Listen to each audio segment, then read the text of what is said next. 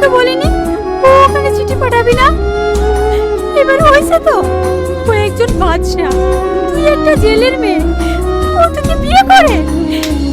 ও গো, তুমি এটাকে মারছো কেন? ও ছেলে মানুষ, বুঝতে পারেনি।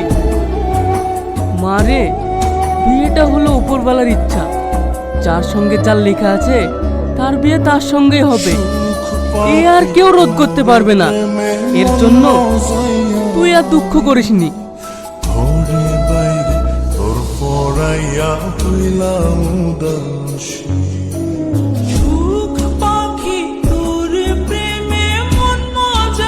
বললি না? আমি বুঝতে পারিনি। এই বিশু, আন্টিরা আসে না সুবর্ণ সুযোগ, এই সুযোগ হাতছাড়া করা যাবে না।